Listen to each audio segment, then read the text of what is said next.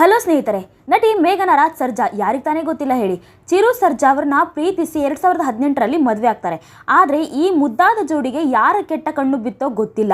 2020ರಲ್ಲಿ ಚಿರು ಸರ್ಜಾ ಅವರು ನಿಧನರಾಗ್ತಾರೆ. ಚಿರು ಹಾಗೂ ಮೇಘನಾ ರಾಜ್ ಅವರಿಗೆ ಮುದ್ದಾದ ಗಂಡು ಮಗ ಕೂಡ ಇದ್ದಾನೆ.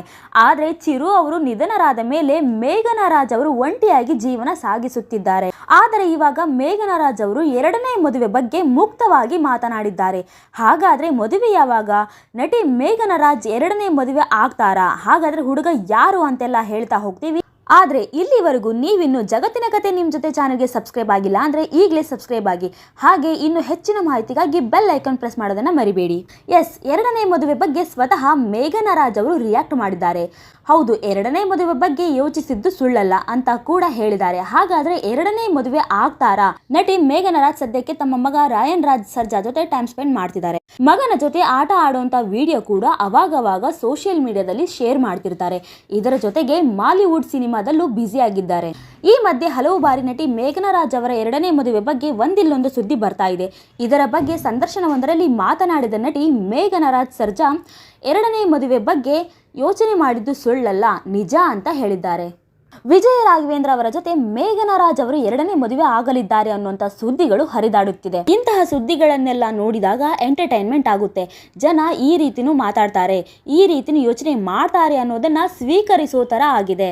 ಬರೀ ನನ್ನ ವಿಚಾರದಲ್ಲಿ ಅಷ್ಟೇ ಅಲ್ಲ, ವಿಜಯ ರಾಘವೇಂದ್ರ ಅವರ ಬಗ್ಗೆ ಕೂಡ ಹಾಗೆ ಮಾತಾಡಿದ್ದಾರೆ. ಇಂಥ ಮಾತುಗಳಿಂದಾಗಿ ನನಗೆ ನೋವಾಗ್ಲಿ ಅಂತ ಮಾತಾಡ್ತಾರೋ ಅಥವಾ ಖುಷಿ ಆಗ್ಲಿ ಅಂತ ಮಾತಾಡ್ತಾರೋ ಗೊತ್ತಿಲ್ಲ. ಆದರೆ ನನ್ನ ಎರಡನೇ ಮದುವೆ ಬಗ್ಗೆ ತುಂಬಾನೇ ಟ್ರೋಲ್ ಮಾಡ್ತಿದ್ದಾರೆ. ಪರವಾಗಿಲ್ಲ, ಇದನ್ನೆಲ್ಲ ನೋಡಿ ನಾನು ಎಂಟರ್ಟೈನ್ಮೆಂಟ್ ತಗೊಳ್ತೀನಿ ಅಂತ ಸಂದರ್ಶನವೊಂದರಲ್ಲಿ ಹೇಳ್ಕೊಂಡಿದ್ದಾರೆ. ರಾಯನ್ಗೆ ಯಾವತ್ತೂ ಅಪ್ಪ ಬೇಕು ಅಂತ ನಿಮ್ಗೆ ಅನಿಸಿಲ್ವಾ ಅಂತ ಕೇಳಿದ್ದಕ್ಕೆ ರಾಯನ್ಗೆ ಅಪ್ಪ ಇದ್ದಾರೆ, ರಾಯನ್ಗೆ ಚಿರುನೇ ಅಪ್ಪ. ಆದ್ರೆ ಎರಡನೇ ಮದುವೆ ಬಗ್ಗೆ ಯೋಚನೆ ನನ್ನಲ್ಲಿ ಬಂದಿಲ್ಲ ಅಂತ ಹೇಳಿದ್ರೆ ಅದು ಸುಳ್ಳಾಗುತ್ತೆ. ಒಂದು ಹೆಣ್ಣಾಗಿ ನನ್ನ ಮಗನನ್ನು ನೋಡಿದಾಗ ರಾಯನ್ ಪ್ರತಿದಿನವೂ ಅವರ ಅಪ್ಪನ ಬಗ್ಗೆ ಮಾತಾಡ್ತಾನೆ ಇರ್ತಾನೆ. ಅಪ್ಪ ಚಿರು ಅಂತ ಅವನಿಗೆ ಗೊತ್ತು, ಅಪ್ಪನ ಹಾಡುಗಳನ್ನ ನೋಡ್ತಾನೆ. ಆದರೆ ಫಿಸಿಕಲ್ ಆಗಿ ಚಿರುನ ಮಗ ರಾಯನ್ ನೋಡಿಲ್ಲ. ಆದ್ರೆ ಅಪ್ಪ ಇದ್ದಾರೆ ಅನ್ನೋದು ರಾಯನ್ಗೆ ಗೊತ್ತು. ಆದರೆ ರಾಯನ್ಗೆ ಫಿಸಿಕಲ್ ಆಗಿ ತಂದೆ ಇದ್ದರೆ ಒಳ್ಳೆಯದು ಅಂತ ಕೆಲವೊಮ್ಮೆ ಅನಿಸಿರೋದು ನಿಜ. ಸಮಾಜದಲ್ಲಿ ಜನ ಏನಂತಾರೆ ಅನ್ನೋ ವಿಚಾರದ ಬಗ್ಗೆ ನನಗೆ ನಿಜವಾಗಲೂ ಏನು ಯೋಚನೆ ಇಲ್ಲ. ನನ್ನ ಜೀವನದಲ್ಲಿ ಮುಂದೆ ಯಾರು ಬರ್ಬೋದು ಅನ್ನೋದರ ಬಗ್ಗೆ ನನಗೆ ಐಡಿಯಾನೇ ಇಲ್ಲ.